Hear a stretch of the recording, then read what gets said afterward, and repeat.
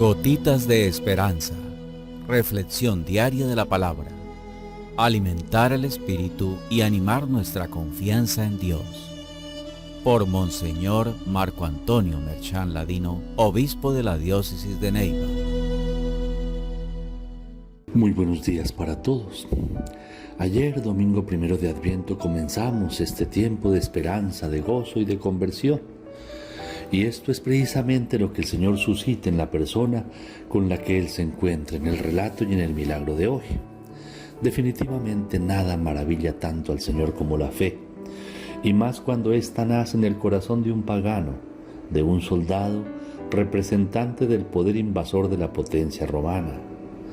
Con todo, la fe de este hombre es convencida, sincera, profunda y humilde, pues se hace acompañar de un sentimiento de indignidad que se nota hasta en la manera como pide el milagro y la convicción que tiene del poder absoluto de la palabra de Dios.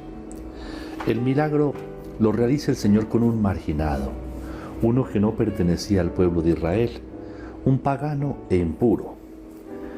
La ley prohibía relacionarse con ellos y entrar en sus casas.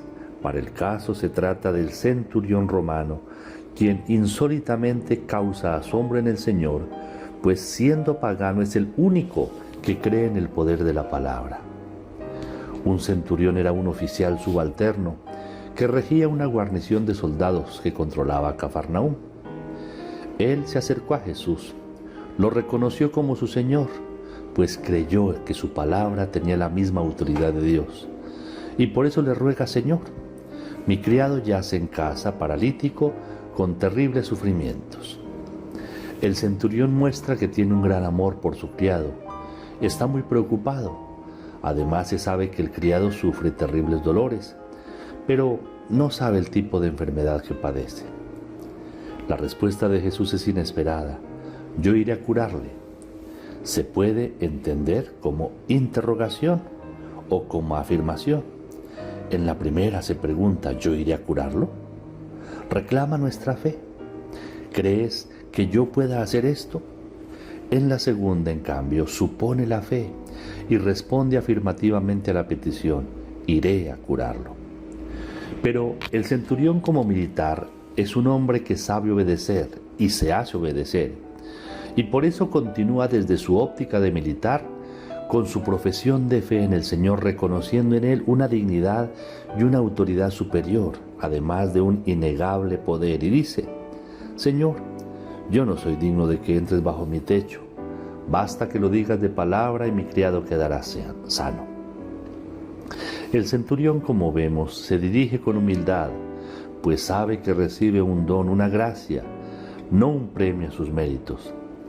La verdadera humildad reconoce las limitaciones y confía, lo espera todo de Dios.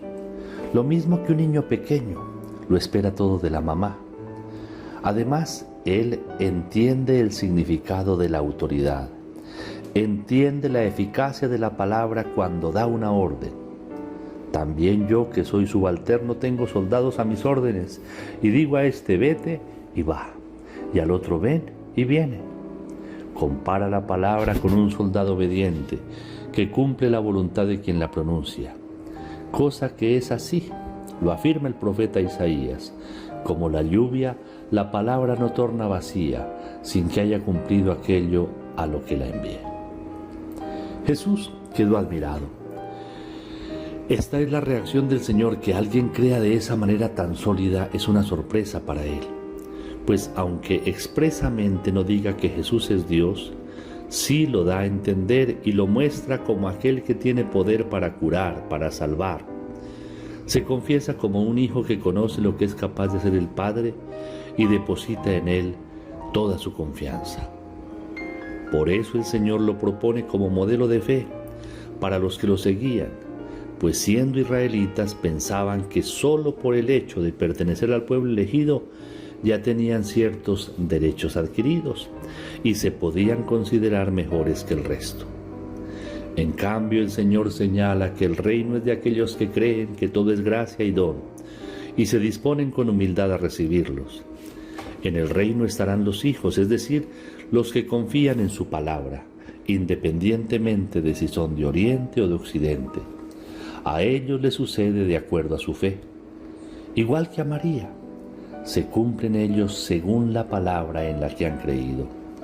Mientras los primeros serán echados fuera a las tinieblas, continuarán en su engaño, llorando y rechinando los dientes. Demos gracias a Dios. Recibamos en este lunes la bendición. El Señor esté con ustedes.